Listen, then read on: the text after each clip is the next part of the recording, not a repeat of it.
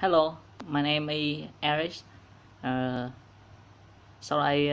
mình xin trình bày phần phát âm I, A, mét, mát, mất, lét, lát, lất, bét, bát, bất, bét, bát, bấp, bét, bát, bớt, xét, sát, sất, netty, natty, nutty, randy,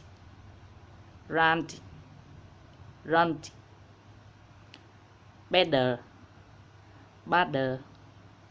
butter, secretary, suckety, suckety,